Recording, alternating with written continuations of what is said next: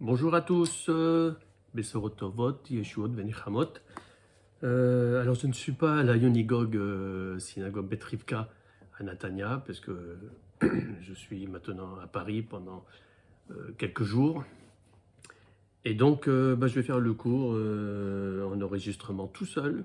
Je n'aurai pas mes collègues en face de moi. D'ailleurs, je passe un petit coucou à tous mes collègues d'univers à Natania, ainsi qu'à vous tous.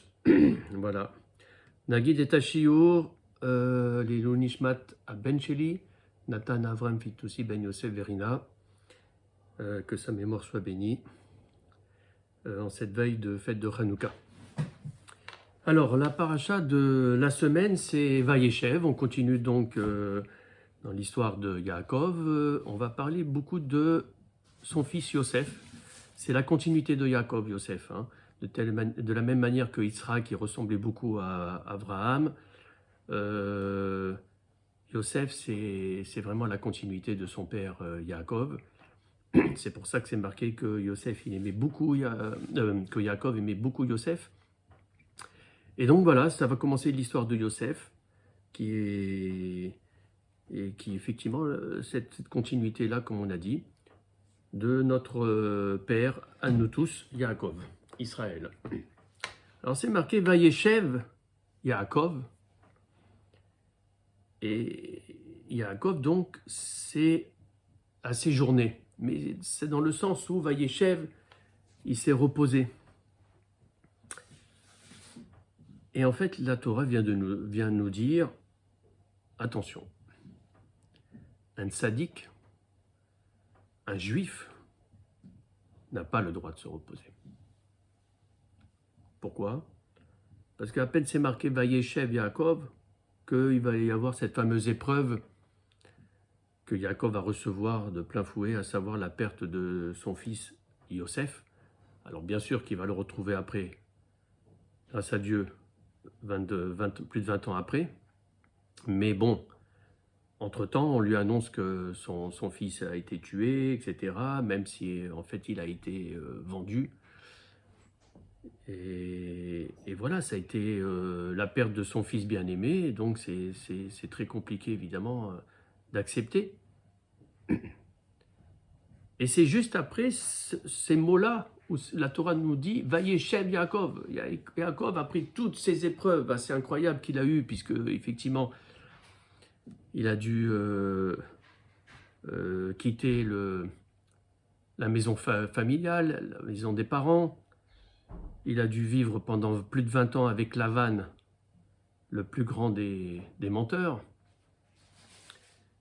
Il a failli se faire tuer par Esav, quand il est revenu. Puis après, il y a eu la semaine dernière Dina, sa fille, qui s'est fait violer. Enfin, voilà, c'est les épreuves du âme Israël, comme on avait dit la semaine dernière. Maaseh Avot, Siman Labanim. Toutes les actions des pères, c'est un enseignement, c'est un exemple, c'est un signe pour les enfants. Donc voilà. Alors, une fois que tout ça s'est arrivé, le pauvre Vayeshev Yaakov, il va un petit peu se reposer, il va être un petit peu tranquille. Non. La Torah nous dit, le juif ne peut pas être tranquille, surtout injuste. C'est marqué dans Pirkei Avot, Yom Katsar, Ve'amelacha Miruba. La journée, elle est courte, mais le travail, il est nombreux. On a beaucoup de choses à faire tous les jours. On doit se lever, on fait Avodat Hashem, puis après on doit faire la Tzedaka. On doit faire du travail, on doit travailler pour amener un petit peu d'argent, juste ce qu'il faut. Yesh likol, comme on avait vu la semaine dernière. C'est tout, pas besoin de ramener beaucoup comme Esav et être dans cet engrenage du matériel. Non, non, non. Juste ce qu'il faut pour se nourrir, pour se vêtir, pour se loger, pour sa famille, pour ses enfants, pour qu'ils aient un bon chinour. Juste ce qu'il faut, et tout le reste, on le laisse pour l'étude de la Torah, et les mitzvot, et les maasim tovim, et les gmilut chassadim. Il y a énormément de choses à faire. Le juif, il ne peut pas se reposer. J'avais un ami, je me rappelle une fois, il avait été voir le rabbin, il disait, mais Rav, On ne peut pas faire la grasse matinée un peu parce que tous les jours, on a la tfila, et il faut se dépêcher, et sinon on n'est pas dans le zman pour le kriyat shema, etc. Aaron, c'est marqué même dans les Pirkei Avot, celui qui se lève tard, c'est une très très mauvaise mida. Parce que c'est un fainéant. Et un fainéant, c'est très très mauvais. Alors voilà. Vayeshev Yaakov, il a voulu se reposer. Parce qu'il a voulu se reposer, alors Hachem, il lui a envoyé cette épreuve où il va perdre son fils pendant plus de 20 ans.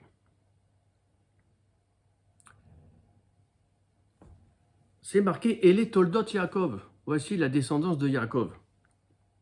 On rappelle vite la descendance de Yaakov pour montrer une différence avec la descendance d'Esav, parce que si vous vous rappelez, la paracha Vayishlach c'est fini par toute la dernière montée, la 7e montée, c'est toute la descendance d'Esav.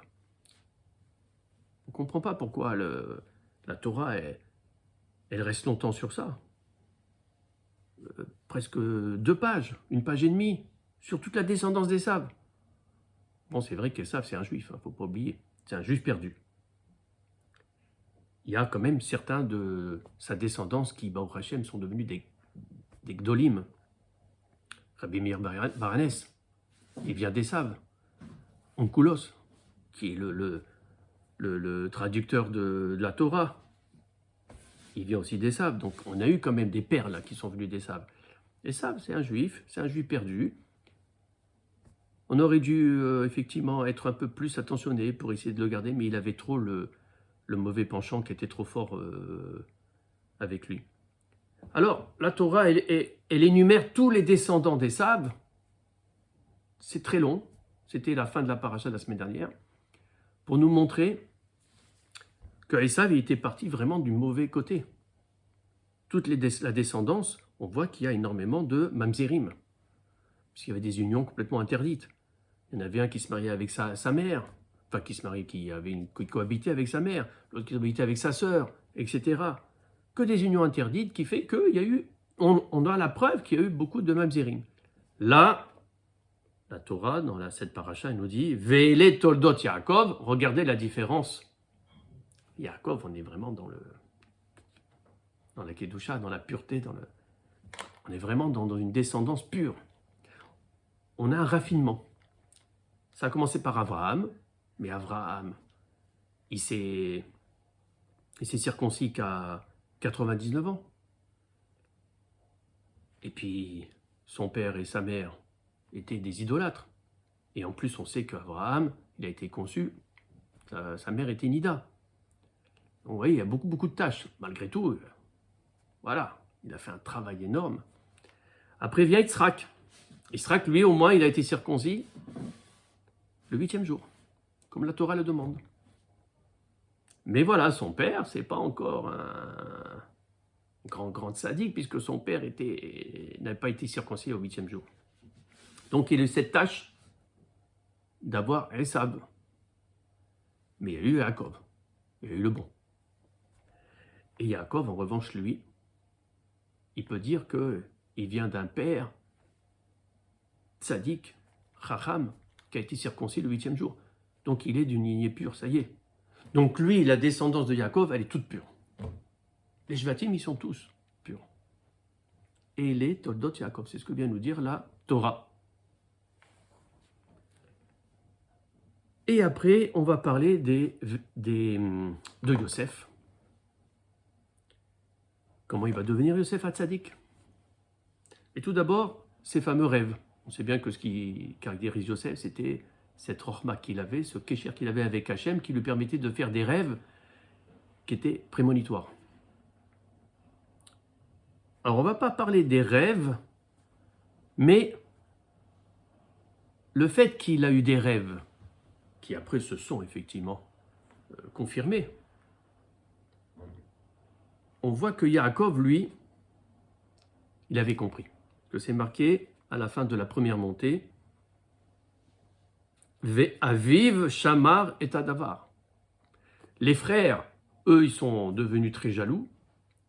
de Yosef, d'abord parce que Yaakov préférait Yosef à ses frères. Alors c'est vrai et c'est faux, parce que bien sûr il aimait tous ses fils, Yaakov. Mais cette préférence, il savait que Yosef, c'était lui qui allait faire la continuité de son travail à Yaakov.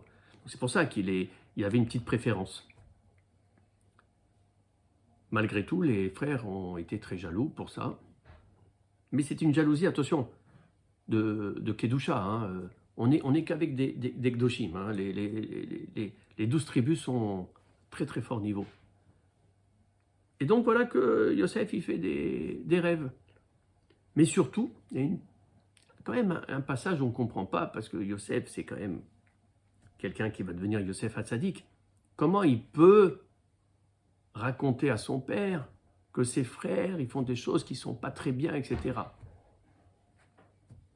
Ça pose un problème.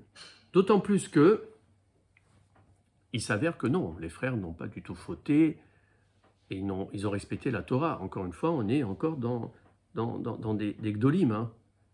Les 12 tribus, et tout ce qu'ils faisaient, c'était vraiment avec la roi HaKodesh. Alors lui, qu'est-ce qu'il a vu, Yosef? On voit un midrash qui nous dit que Yosef raconte à son père comme quoi ils ont mangé des animaux sans faire la shrita. D'animaux permis, évidemment, mais sans faire la shrita. Bien sûr, on n'a pas le droit.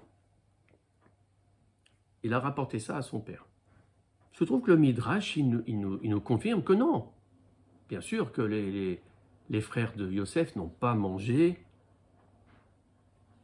de viande sans avoir fait la shrita. C'est interdit. Ils ne l'auraient pas fait, ça c'est pas possible. Alors le midrash, il nous dit comment ça s'est passé. En fait, il y a une possibilité où on peut manger, c'est une halakha, où on peut manger une viande permise, hein, donc une viande qui fait partie donc des vaches, etc. Voilà, tout ce qui est permis, donc tout ce qui est ruminant et sabot fondu, sans passer par la shrita. En principe, non. Mais il y a une loi. C'est dans le cas de la ben pekua. Petite parenthèse que je vous transmets. Ben pekua, c'est quoi? C'est dans le cas où, par exemple, on fait la shrita d'une vache, voilà, et il se trouve que quand on a fait la shrita d'une vache, cette vache, elle avait un veau dans le ventre.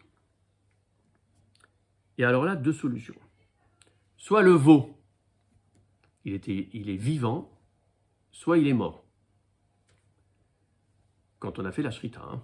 C'est-à-dire, on a fait la shrita, et puis hop, tout de suite, on ouvre le ventre, et on prend le veau.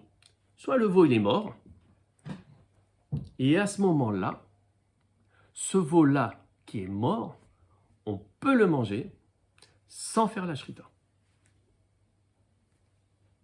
C'est la halakha du ben pekua. Donc il y a une possibilité, effectivement, où on peut manger un animal kasher sans faire la shrita. Et donc le Midrash nous dit, c'est ce qu'ils faisaient, les enfants de Yaakov, les frères de Yosef. Ils mangeaient de cette fameuse animal-là, qui était une ben pekua, où il n'y avait pas besoin de faire la shrita. Donc ce qu'il avait vu, c'était vrai Yosef, mais ce qu'il avait dit, c'était faux. Pour ça, il faut faire toujours attention à ne jamais, c'est pour ça qu'il faut toujours juger la personne, on dit bekafsrout. C'est-à-dire toujours trouver le bon côté de la personne. Parce que même si tu crois qu'il a fait une erreur, ça se trouve, il n'a pas fait d'erreur. Alors, juste bekafsrout, c'est Hachem qui jugera et c'est tout. Donc dans ce cas-là, effectivement, on avait vu que si on prend un veau qui sort du ventre de la vache qui a été tuée avec la shrita, etc., comme il faut, pas besoin de faire la shrita, on peut le manger. Maintenant, encore mieux, si le veau il est vivant, alors si le veau il est vivant, soit on fait soit on le mange, on le tue comme on veut, sans faire la shrita, parce que là aussi c'est la même chose, on peut le manger. Soit encore mieux, on le garde et on va produire des autres descendants de ce veau avec d'autres qui sont aussi des Ben Pekoa. Et bien, à l'époque, figurez-vous, et ça c'est le Midrash qui nous dit, c'est très intéressant, à l'époque, ce que faisaient donc les enfants de Yaakov, il y avait un bétail entier de Ben Pekoa pour ne pas faire la shrita et pouvoir les manger comme on veut, en les tuant comme on veut. Ça veut dire que si effectivement un veau qui était sorti du ventre de la mère de la vache qui a été tuée avec la shrita, il est vivant. Et un autre aussi, la même chose, il est vivant de la même manière. C'est deux Ben Pekoa, c'est deux Ben Pekoa. Après, on fait effectivement, on fait une sorte de harem de ces Ben Pekoa. Et bien, tous les descendants garderont toujours ce statut de Ben Pekoa et on pourra les manger sans faire la shrita. Donc voilà, c'était une petite parenthèse par rapport effectivement à cette halakha de Ben Pekoa. Alors voilà, on a vu que Yaakov, il a fait effectivement les rêves, Yosef a fait les rêves, et donc Yaakov a compris que Yosef, avec ses rêves, il avait une sainteté, une kedusha particulière. C'est pour ça que il aimait un petit peu plus que les autres frères. Il savait que c'était lui qui allait effectivement faire la continuité. Et puis après, bon, Yosef a été vendu. Yaakov donc s'est retrouvé sans son fils. C'est la fameuse épreuve, comme je vous avais dit, qu'il a eue parce qu'il a voulu se reposer un peu. Le tzaddik n'a pas le droit de se reposer, il doit toujours travailler, il doit toujours aller de l'avant. Et voilà que, une fois qu'il a été vendu, Yosef, il arrive chez Potiphar. Chez Potiphar, il devient Ishmasliar. La Torah nous dit que tout lui réussit. Il avait une bracha, Yosef, grâce à sa kedusha qu'il avait. Il était devenu le second de Potiphar. C'est lui qui gérait tout dans la maison. Sauf, bien sûr, il ne devait pas, bien entendu, prendre la femme de Potiphar. Sauf que voilà, Yosef était très beau, et la femme de Potiphar a tout fait pour être avec Yosef. Tout le monde connaît l'histoire. Mais comment c'est arrivé, cette histoire? Comment Yosef a eu cette épreuve? Il a été, d'abord, les frères de Yosef voulaient le tuer, parce qu'il était jaloux. Au final, grâce à Réhouven, il n'a pas été tué. Ils l'ont vendu. Il a été vendu, il a été revendu par les Ishmaélites, etc. Et au final, c'est Potiphar qui l'achète. Il est esclave chez Potiphar. Seulement voilà, comme c'est un Ishmasliar, tout lui réussit et il devient le second dans la maison de Potiphar. Potiphar, c'est un ministre. Il devient le second et du coup, il prend ses 16. Il prend ses aises. C'est lui qui décidait tout, Yosef. On va voir qu'après, il va devenir le second carrément du roi Pharaon. On n'y est pas encore. Il prend ses aises dans ce palais de chez Potiphar. Et à un moment donné, c'est marqué Vayi Yosef Yefe Toar Vife Mare. Et Yosef se voit dans le miroir, il se voit beau, avec un beau visage, une belle apparence. Qu'est-ce que ça veut dire ça? Juste après ça, c'est marqué Vayi Achar Adevarim Haile. Oui, aïe, aïe. Quand la Torah, ou le Tanakh, c'est-à-dire la Bible, elle marque Vayi Achar Adevarim Haile, quand c'est marqué Vayihi, c'est qu'il va y avoir quelque chose de mauvais qui va arriver. Vayi Bimei Arashverosh.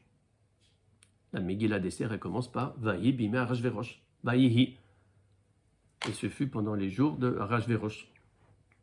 Et à ce moment-là, il y a eu le fameux décret d'Aman qui voulait détruire tout le peuple juif. Dès qu'il y a Vayihi, c'est paf, une maca. Là, la Torah, juste après qu'elle indique que Yosef, il était bien chez Potiphar et il s'est trouvé, il s'est vu devant le miroir avec une belle apparence. Ah, le Midrash il dit, Rachid dit aussi, ah, tu te sens bien, tu crois que tu es bien, tu es tranquille, comme ton père Yaakov, Vayeshev Yaakov, il a voulu se reposer. On n'a pas le droit de se reposer. Ça veut dire quoi ça? Alors puisque c'est comme ça, on va t'envoyer une épreuve. Et Rachid dit, on va t'envoyer une bête féroce, la femme de Potiphar. Parce que l'épreuve de la femme de Potiphar, c'est une épreuve très très dure. Le Midrash nous dit que pendant 1 an, la femme de Potiphar l'a harcelé. Le matin, le midi et le soir. Elle a tout fait pour que Yaakov, pour que Yosef, vous voyez, Yosef ressemble tellement à, enfin la vie de Yosef ressemble tellement à la vie de Yaakov qu'on a l'impression que c'est les mêmes. La femme de Potiphar a tout fait pour être avec Yosef et coucher avec lui. Matin, midi et soir, elle se parfumait, elle changeait ses vêtements. D'abord, elle était très belle, il faut le savoir. C'est marqué que aucun homme n'aurait pu résister à la tentation. Aucun. C'est impossible. Quand Hachem il t'envoie une épreuve comme ça, tu ne peux pas résister. D'ailleurs, tous les matins, on fait une prière dans comment ça s'appelle, les brachot que l'on fait le matin, quand on se lève.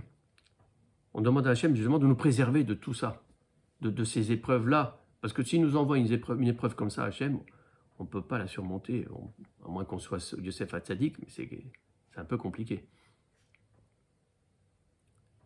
Et voilà que Yosef, il reçoit cette épreuve, alors qu'il était au top chez Potiphar. Après plusieurs années où il était esclave, etc., il est devenu le second. C'est lui qui était le chef de tout. Il organisait tout, il faisait tout. Et parce qu'à un moment donné, il s'est senti bien dans ce makom, de pouvoir tout gérer, etc. Et voilà, et bien paf, il a reçu cette épreuve, qui était l'une des plus dures. Alors comment il a résisté? Comment il a pu résister à cette épreuve? Comment c'est possible? Yosef a compris quelque chose. Yosef a compris que la femme de Potiphar, elle agissait pour son propre intérêt. Elle n'aimait pas Yosef. Elle avait une envie, un besoin qu'elle voulait assouvir. Et tant qu'elle n'arrivait pas à assouvir ce besoin, elle continuait.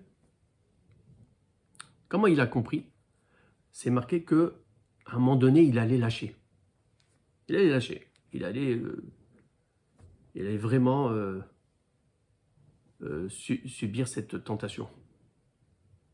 Puis d'un seul coup, paf, il a vu le visage de son père, Yaakov. Et quand il a vu le visage de son père, d'un seul coup, il a vu quoi? La vérité. Il a vu que la femme de Potiphar ne voulait que assouvir ses besoins. Qu'elle avait aucune amitié, aucun amour pour Yosef. Comme on avait vu effectivement concernant Yaakov par rapport à Esav, Atsileni miyadachi miyad Esav. Sauve-moi de mon frère et de Esav. Ça veut dire qu'au début, l'ennemi se comporte comme un frère. C'est ce qu'elle a fait, la femme de Potiphar. Elle lui a promis monts et merveilles. Si tu viens avec moi, si tu couches avec moi, mais tu auras tout, je te donnerai tout. Déjà, tu as tout, mais je te donnerai encore plus. Elle a tout fait pour l'amadouer. Et je t'aime, et je veux de toi, et je m'occuperai de toi. Mais c'est pas vrai tout ça. Mais ça, on ne le voit pas. Lui, il a vu d'un seul coup l'image de son père, Yaakov. Il a vu la vérité. Pourquoi il a vu la vérité? Parce que on dit Titen et Met les Yaakov. Yaakov, c'est le Hémet. Yaakov, on avait dit, c'était Tiferet, l'harmonie. C'est-à-dire un peu de son grand-père, Abraham, c'est-à-dire un peu de Chesed, un peu de son père, Yitzhak, un peu de rigueur. Yaakov, c'est l'harmonie. Tiferet, il a de tout. C'est comme ça qu'il est complet. Et c'est comme ça qu'il a atteint le niveau du Hémet. Yaakov, il a atteint le niveau du Hémet. Yaakov, c'était le niveau, le top, le Hémet. Il n'y a pas mieux que le Hémet. Le Hémet, c'est au-delà de la Emouna. Hein. Yosef, quand il a vu l'image de le visage de son père, il a vu le Hémet. Et quand il a vu le Hémet, quand on voit le Hémet, on voit tout. Comme un scanner. Il a vu le scanner à travers cette femme de Potiphar. Il a compris que c'était que du vent. Elle veut être... c'est l'ami, mais c'est pas l'ami du tout. Une fois qu'elle aurait assouvi son besoin, c'est fini. Elle nous aurait complètement abandonnés. Alors, il a réussi à passer cette épreuve grâce à ce visage qu'il a vu de son père, et il a préféré se sauver. Et il a été en prison à la place, c'est pas grave, mais au moins il a sauvé son âme. Il a tout sauvé. Et il est devenu Yosef Hatzadik grâce à ça. Et grâce à ça, Esav ne pouvait rien lui faire, parce que Yosef a réussi là où Esav a échoué. Esav devait être le plus grand des Gdolim, on l'a dit. N'oublions pas qu'Esav, c'était un juif. C'était un juif perdu, qui avait un bon fond, une bonne tête. C'est pour ça que sa tête, quand elle a été coupée, elle a pu aller à la Marat Marpella, à côté de Yitzhak, son père. Mais son corps, lui, était très mauvais, parce que c'est que le cœur qui fonctionnait, c'est-à-dire les envies. Il ne pouvait rien faire, il n'arrivait pas. Il n'arrivait pas à combattre ça, notamment envers les femmes.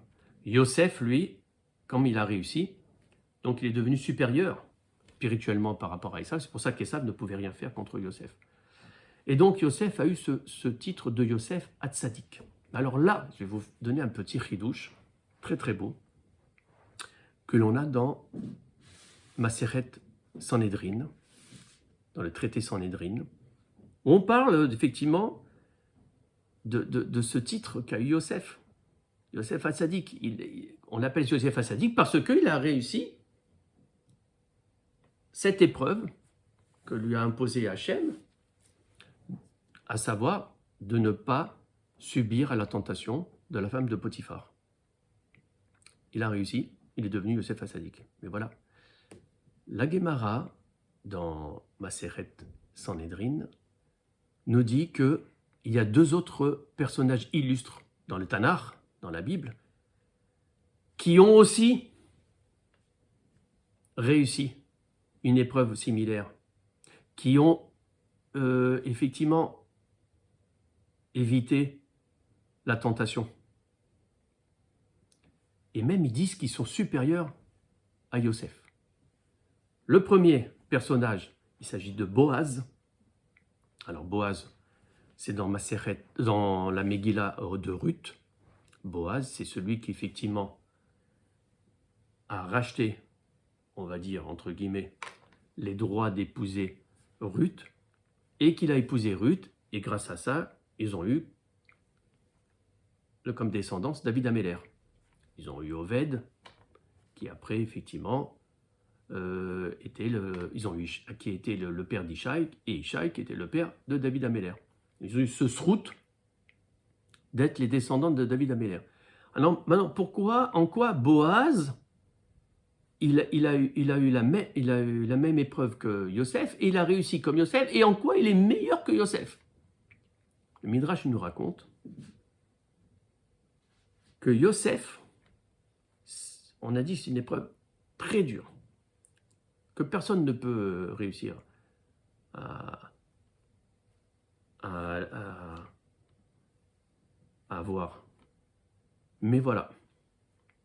Yosef, lui, c'était quoi son épreuve? C'était une femme très très belle, qui mettait des parfums, qui mettait les plus beaux habits. voilà, qui faisait tout pour l'attirer. Mais ça n'allait pas plus loin.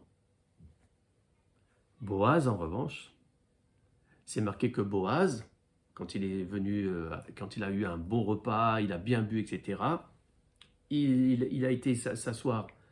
Là, c'était près de son champ, etc., où il dormait. Il avait l'habitude de dormir le soir quand il travaillait tard dans le champ. Il a dormi dans le champ. Il n'avait pas vu qu'il y avait Ruth à côté de lui qui dormait. Il s'est mis à côté. Et quand il s'est réveillé, c'est marqué Chatzot alayla, Bechatzit alayla, au milieu de la nuit, où là, l'effet du vin s'était dissipé. Il s'est rendu compte qu'il y avait Ruth à côté de lui. Ils étaient en contact, les deux. Et là, il a eu une tentation très forte. Mais il n'a rien fait. Il a attendu de faire le processus de rachat pour pouvoir effectivement être le vrai Khatan et le seul de Ruth. Donc Boaz, c'est encore au-dessus de Yosef. Parce que Boaz, il a eu un contact avec Ruth. Ils étaient les deux collés quand ils dormaient. Et enfin, il y en a un troisième personnage illustre aussi. Il s'agit de Paltiel ben Yaïch. Ça, c'est dans les Nevi'im. Tout à l'heure, c'était les Ketovim, hein, Boaz. Donc, vous voyez, c'est le Tanar, tout ça. Paltiel ben Yaïch, en fait, l'histoire, c'est quoi de Paltiel ben Yaïch? C'est que Paltiel, en fait, a épousé Michal, la fille de Shaoul Améler. C'est dans Shmuel, donc, dans les Nevi'im, Shmuel. C'est Shaoul qui lui a fait épouser sa fille à Paltiel ben Yaïch. Mais seulement, voilà, Paltiel ben Yaïch, quand il a épousé Michal, il a été au courant comme quoi Michal a été déjà donné en Kedoshim à David Améler. Bon, il y a une histoire que Shaoul, il a considéré que les Kedoshim n'étaient pas valables. Donc c'est pour ça qu'il a fait épouser il a fait épouser Michal à Paltiel ben Yaïch. Sauf que lui, Paltiel, pour lui, non, les Kedoshim étaient valables. Donc ça veut dire qu'en fait, cette femme était interdite pour lui. Ben, qu'est-ce qu'il a fait, Paltiel? Il a mis une épée entre Michal et lui, et pendant toute la durée où il était marié avec elle, il n'a pas dépassé cette limite où il y avait l'épée, pour être sûr de ne pas faire une avéra avec Michal. Ça, c'est un niveau. Ça a duré des années. Ça a duré des années. Et là, donc, on voit effectivement que Paltiel était encore à un niveau plus supérieur, parce que lui, il était marié. Il y a eu quand même un mariage. Sauf qu'il a considéré que ce n'était pas valable parce que sa femme, en fait, qui était sa femme, en fait, elle avait déjà des Kedoshim. Donc voilà, on voit qu'il y a Yosef Hatzadik, il y a Boaz qui est au-dessus, et Paltiel qui est encore au-dessus. Voilà les trois personnages illustres qui ont réussi cette épreuve de la tentation, qui est une épreuve la plus difficile pour l'homme.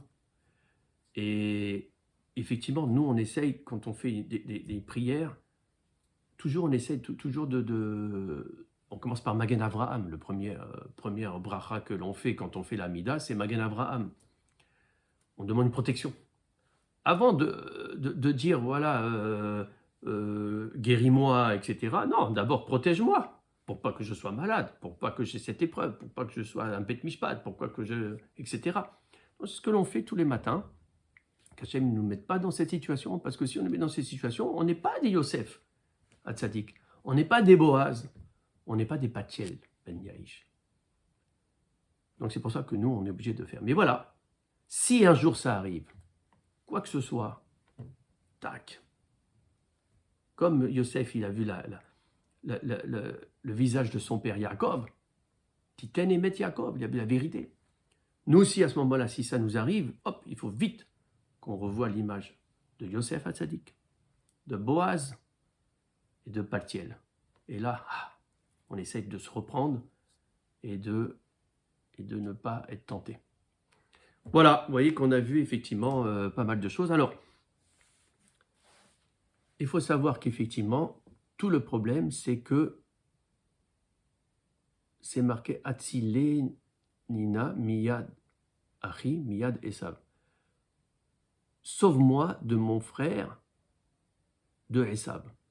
Parce que très souvent, l'ennemi, l'Occident, donc, parce que Esav, je l'avais dit la semaine dernière, c'était l'Occident, il se comporte comme un ami, il est malin. Pour amadouer le Ham Israël, il sait qu'il ne peut pas le combattre frontalement. Le Ham Israël, il sait se défendre. Mais en revanche, en faisant style que c'est un ami qui nous aime beaucoup, etc., oui, on peut se faire avoir et de ce coup, on devient assimilé. Et c'est ça le but de Esav. Le but de Esav, en étant gentil avec nous, c'est de nous assimiler. C'est ce qu'il veut, n'importe comment. Il veut nous assimiler, Esav. Et c'est ce qu'ont voulu tous nos ennemis, descendants d'Esav. C'est par exemple ce qui s'est passé à l'époque de Éléazar, grand prêtre, et Ptolémée. Éléazar était ami, entre guillemets, avec Ptolémée, le pharaon de l'époque, on va dire. C'était très très proche. Cette proximité a entraîné les Septante, c'est-à-dire la traduction de la Torah en 70 langues, ce qui a été une très très mauvaise, déjà un très mauvais signe. Et après, ça a été l'assimilation qui s'est faite pendant 52 ans. Et on est arrivé à quoi? À la guerre qu'a fait les Hashmonaïm pour arrêter cette assimilation, parce que sinon c'était la catastrophe. On est arrivé à la fête de Hanouka. Vous voyez, ça rejoint encore la fête de Hanouka. Toujours la même chose. N'oubliez jamais, au début, nos ennemis, ce sont les plus grands amis. Martin Luther King, c'est la même chose. Martin Luther King, au début, quand il défendait la race noire, pour avoir plus de droits, il était grand copain avec les Juifs, pour pouvoir effectivement avoir leur soutien, pour défendre sa cause. Mais une fois qu'il est devenu Martin Luther King, et qu'il avait une aura, c'était devenu le plus grand antisémite. Donc il faut se méfier. Et des exemples comme ça, on en a beaucoup. Hein. Si on prend le cas de Mahomet, c'est la même chose. Hein. Mahomet, quand ça a été l'ébauche de l'islam, Mahomet, au début, il était grand ami avec Israël. Et maintenant, c'est l'un des plus grands ennemis. Voilà. Donc voilà, quand on voit effectivement la vérité de Yaakov, c'est comme un scanner. D'un seul coup, on voit que nos amis, en fait, ce sont pas des amis du tout. Comme on dit, il faut se méfier de ses amis, pas de ses ennemis. Les ennemis, on les connaît, donc on fait tout, on se protège, il n'y a pas de problème. Mais les amis, on lâche la garde et on se fait avoir. Donc c'est exactement ça. Voilà, c'est ça Yaakov, c'est ça le Tiferet, c'est ça l'harmonie, c'est ça l'enseignement de Yosef. On voit que Yosef, il a la même vie que Yaakov, c'est la continuité. Vayeshev Yaakov. Voilà, Yaakov, il a voulu se reposer. Paf, il a eu l'épreuve de la vente de Yosef. Et Yosef, quand il s'est retrouvé chez Potiphar et qu'il est devenu Ishmaséia, d'un seul coup, il se voit beau. Il a eu l'épreuve de la femme de Potiphar, il s'est retrouvé en prison. C'est l'enseignement que nous avons dans cette paracha.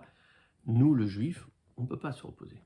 On ne peut pas dormir sur nos lauriers. Rien n'est jamais acquis. On a toujours besoin d'avancer. Ayom, Katsar, vers Melocha, Meruba. La journée, elle est courte. Et le travail, il est multiple. Tellement qu'on a énormément de choses à faire dans toutes les directions, comme on l'avait dit au début du cours. Donc voilà l'enseignement de cette paracha. Voilà comment doit se comporter le juif, le Ham Israël, pour avancer dans Torah Mitzvot, Menucha Sadim, voilà, aider beaucoup ses prochains. C'est la fête de Hanouka. Hein. N'oublions pas que Hanouka, on allume les bougies. C'est quoi cette lumière? C'est Kodesh M. Les lumières de Hanouka, on va le lire. Elles sont saintes. Elles sont saintes pourquoi? Parce qu'elles vont permettre, et c'est pour ça qu'on doit mettre toujours la Hanoukia à l'extérieur, quand on a un jardin ou quand on a une maison, bah sinon près d'une fenêtre. Parce que grâce à ça, un juif, en passant, lui le juif perdu, comme Esav, il passe devant la Hanoukia, il voit cette lumière. Un jour, ça peut lui faire quelque chose. Et grâce à ça, ça peut être le déclencheur de sa tchouva. Alors espérons, si Dieu veut, que la lumière de Hanouka, elle illumine nos cœurs à tous, nous apporte effectivement beaucoup de simcha et beaucoup de réussite, et surtout qu'elle permette à chacun d'entre nous, et surtout aux autres, de les ramener, de faire tchouva, parce que le but de Hanouka, c'est ça. C'est nous qui allons allumer les bougies de Hanouka. On doit le faire pour notre frère qui est très très éloigné de la Torah, pour le ramener. Et c'est ça le but. Alors je vous souhaite à tous de très bonnes fêtes de Hanouka, Besorot Tovot, et que si Dieu veut, avec ce miracle qu'il y a eu de Hanouka, ça nous amène Bekarov, Mashiach, Tzidsaket, Tzikenu, avec Triatametin, Amen, Ken, Yeherason.